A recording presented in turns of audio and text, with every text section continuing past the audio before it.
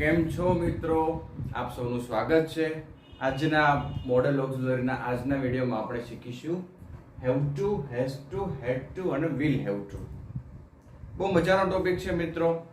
આપ સૌને અનુભવ થયો છે કે આપણે ઘણા બધા એવા કામ રોજ કરવા પડતા હોય છે જે આપણી કરવાની ઈચ્છા હોતી નથી. જેમ કે એવું કહી શકાય કે મારે સ્કૂલે જવું પડે છે, આવતીકાલે મારે વહેલું જાગવું પડશે, આજે મારે ખૂબ કામ છે તો મોડે સુધી કામ કરવું પડશે. તો આ બધા વાક્યો બતાવે છે કે આપણી કામ કરવાની ઈચ્છા નથી પણ કરવું પડે એમ છે, આપણી પાસે બીજો કોઈ ઓપ્શન નથી.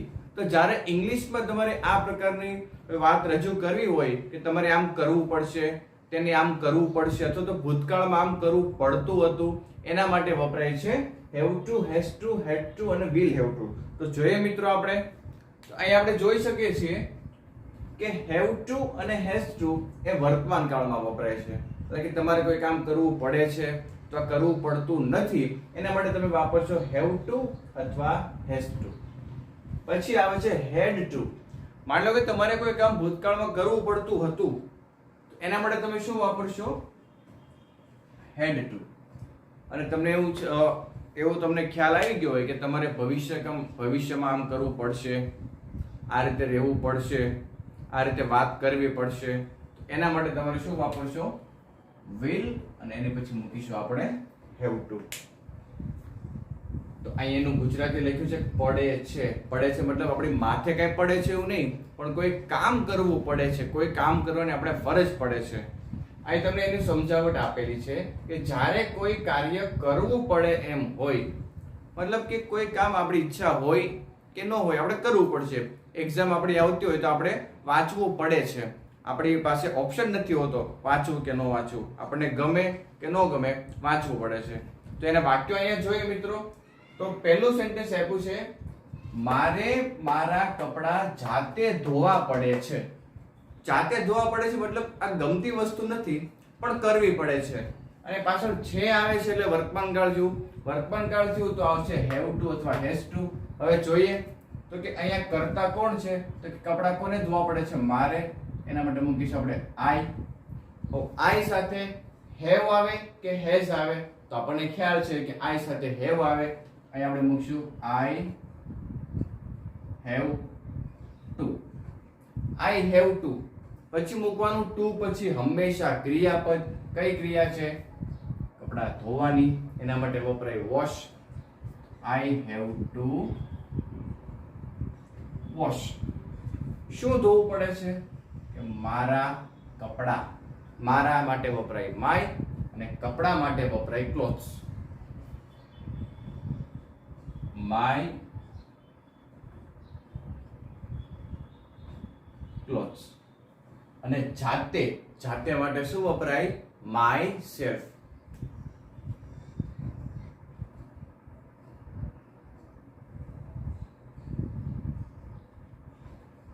પ્રથમ વાક્ય પૂરું થઈ ગયું મિત્રો. આઈ have two wash my clothes my self. મારે મારા કપડા જાતે ધોવા પડે છે. બીજું વાક્ય જોઈએ.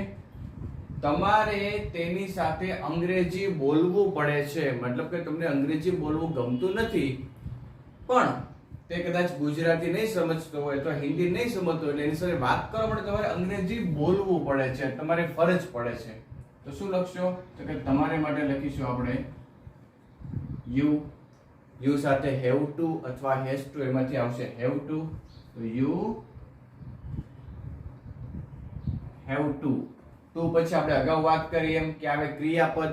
કઈ ક્રિયા છે અહીંયા? તો કે બોલવું. બોલવું એને ઇંગ્લિશમાં કહેવાય speak. You have to speak. તમારે બોલવું પડે છે, પણ શું બોલવું પડે છે? તો કે અહીંયા આપ્યું છે અંગ્રેજી. એના માટે આપણે મૂકીશું ઇંગ્લિશ. બાકી રહ્યું શું? તો કે તેની સાથે. તેની સાથે. સાથે માટે વપરાય છે વિથ, અને તેની એના માટે વાપરીશું હિમ. અને કોઈ છોકરી હોય તો આવશે વિથ હર. અહીં આપણે મૂકીશું વિથ હિમ એટલે તેની સાથે. એના પછીનું સેન્ટેન્સ જોઈએ. વિદ્યાર્થીઓને વહેલા જાગવું પડે છે. સવારે વહેલા જાગવું કોઈને ગમતું નથી, પણ જાગવું પડે છે. અહીંયા વર્તમાન કાળ છે, તો વિદ્યાર્થીઓ માટે આપણે મૂકીશું સ્ટુડન્ટ્સ. બહુવચન છે એટલે અહીંયા પણ આવશે હેવ ટુ. હેવ ટુ પછી આવશે ક્રિયાપદ. હવે આ વાક્યમાં કઈ ક્રિયા છે? તો કે જાગવું એ ક્રિયા છે. જાગવું એના માટે ઇંગ્લિશમાં વપરાય છે ગેટ અપ. અને ટુ પછી મૂળ રૂપ જ આવે, તો હેવ ટુ ગેટ અપ. બાકી શું રહ્યું? તો કે વહેલા. વહેલા એને કહેવાય અર્લી, અને મોડું તો એને કહેવાય લેટ. અહીંયા આપણે મૂકીશું early. Students have to get up early. વિદ્યાર્થીઓને વહેલા જાગવું પડે છે. એના પછીનું સેન્ટેન્સ જોઈએ. દરેક વ્યક્તિને સંઘર્ષ કરવો પડે છે. સંઘર્ષ કરવો મતલબ કે ખૂબ મહેનત કરવી પડે છે, ઘણું બધું સહન કરવું પડે છે. જો તમારે સફળ થવું હોય, જિંદગીમાં આગળ વધવું હોય તો સહેલાઈથી સફળતા મળતી નથી. તો દરેક વ્યક્તિ અહીંયા કરતા છે, એના માટે વપરાય છે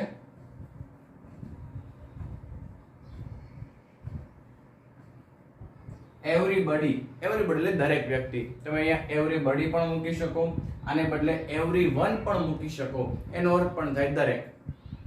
હવે અહીંયા ત્રીજો પુરુષ એક વચન છે, કોઈ એક જ વ્યક્તિની વાત કરેલી છે, તો અહીંયા આપણે શું મૂકીશું? Has to.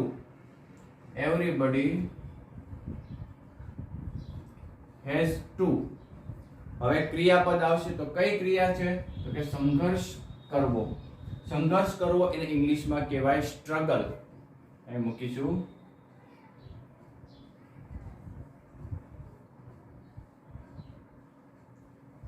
Everybody has two struggle. દરેકને સંઘર્ષ કરવો પડે છે. છેલ્લું વાક્ય જોઈ લઈએ. મારે તમને ખીજાવવું પડતું નથી.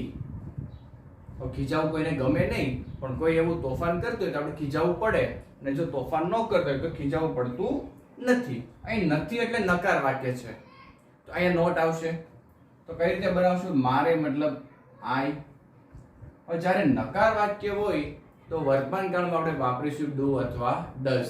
અહીંયા આઈ છે તો આઈ સાથે આવશે ડુ. નકાર છે એટલે નોટ. પછી મૂકવાનું have to. I do not have to. હવે કઈ ક્રિયા છે? તો કે ખીજાવાની. ખીજાવું એને ઇંગ્લિશમાં કહેવાય scold. I do not have to scold. Scold એટલે ખીજાવવું. કોને ખીજાવવું નથી પડતું? તમને. તમને ને ઇંગ્લિશમાં કહેવાશે યુ. એ વાક્ય પૂરું થઈ ગયું. I do not have to scold you. અને જો એવું હોય કે મારે તમને ખીજાવવું પડે છે તો શું બને? આઈ હેવ ટુ સ્કોલ્ડ યુ. તો અહીંયા આપણે જોઈ શકાય છે મિત્રો કે દરેક વાક્યમાં કોઈ ક્રિયા કરવા માટેની ફરજ પાડવામાં આવી છે, કોઈ કામ કરવું પડે એમ છે, અને એના માટે આપણે વાપરીશું હેવ ટુ અથવા હેઝ ટુ. હવે આગળ આપણે થોડાક વધારે ઉદાહરણો જોઈશું તો વધારે ખ્યાલ આવશે કે હેડ ટુ અથવા વિલ હેવ ટુ નો ઉપયોગ ક્યારે કરી શકાશે. તો અહીંયા જોઈએ મિત્રો કે છઠ્ઠું સેન્ટેન્સ જુઓ. શુભને જાતે જમવાનું બનાવવું પડતું હતું. એને જમવાનું બનાવવું પડવાની ફરજ પડવામાં આવે છે. મતલબ કે જમવાનું બનાવવું કોઈને ગમે નહીં, પણ એને બનાવવું પડતું. કદાચ હોસ્ટેલમાં રહેતો હોય, જમવાની સુવિધા ન હોય તો જાતે જમવાનું બનાવવું પડે. અહીંયા આપ્યું છે બનાવવું પડતું હતું. હતું મતલબ કે ભૂતકાળમાં. હવે એને બનાવવું પડતું નથી. તો ભૂતકાળ હોય અને ભૂતકાળમાં કોઈ કામ કરવાની તમને ફરજ પડતી હોય તો ત્યારે શું વાપરશું? હેડ ટુ. તો આપણે પહેલા લઈશું શુડ, પછી આવશે હેડ ટુ. ભૂતકાળ છે એટલે જમવાનું બનાવવું એના માટે વપરાય કુક.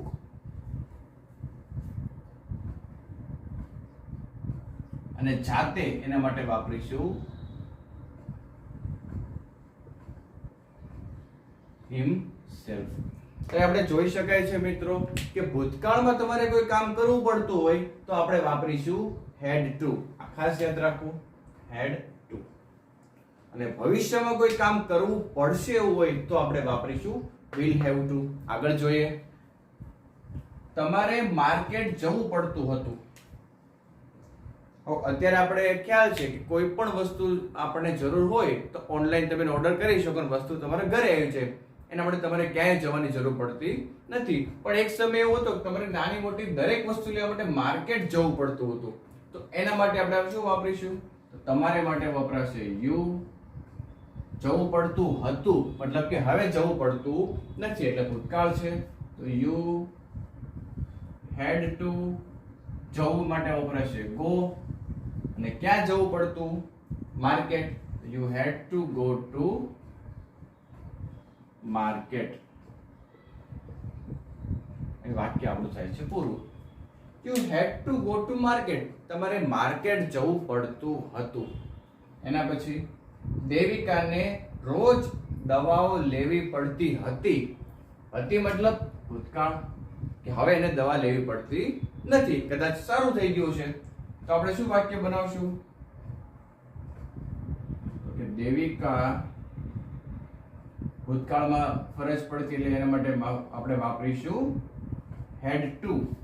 લેવી પડતી તો લેવું એ ક્રિયાપદ છે, એના માટે વપરાય ટેક. શું લેવું પડતું?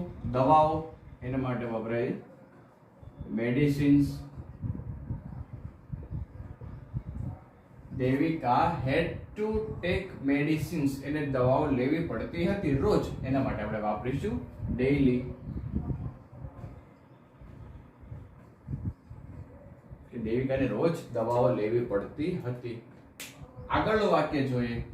મિનલને તેનો રૂમ સાફ કરવો પડશે.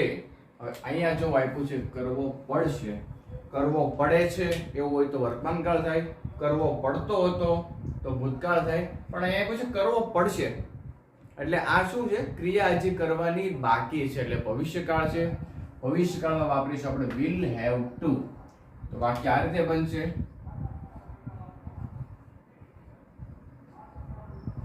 મિનલ એની પછી મૂકીશું will have to. તો પછી મૂકીશું ક્રિયાપદ. કઈ ક્રિયા છે?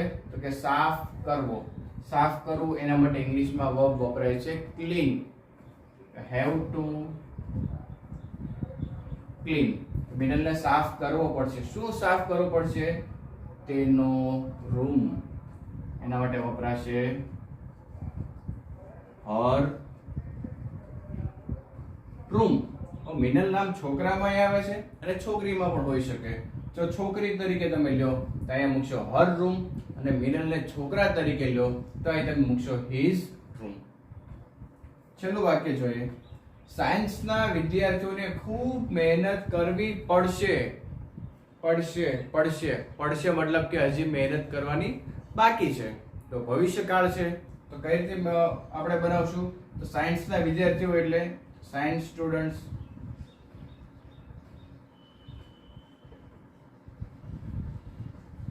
ભવિષ્ય છે એટલે મૂકશું will.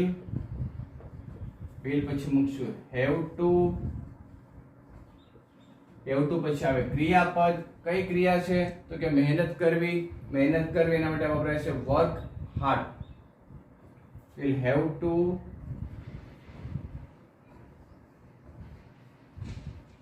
work hard. work hard એટલે ખૂબ મહેનત કરવી. તો એ વાક્ય આપણું બની ગયું. Science student will have to work hard. સાયન્સના વિદ્યાર્થીઓ ખૂબ મહેનત કરવી પડશે. તો અહીં આપણે ત્રણેય કાળમાં જોયું મિત્રો કે વર્તમાન કાળમાં કોઈ કામ કરવું પડે છે, ભૂતકાળમાં કોઈ કામ કરવું પડતું, અથવા ભવિષ્યમાં કોઈ કામ કરવું પડશે એવું દર્શાવ હોય ત્યારે આપણે વાપરીશું have to અથવા has to. ભૂતકાળ હોય તો had to અને ભવિષ્ય હોય તો will have to. આશા રાખું છું કે આ એક્ઝામ્પલને આધારે તમને ખ્યાલ આવી ગયો છે અને આને આધારે તમે પણ બીજા અનેક વાક્યો બનાવી શકશો.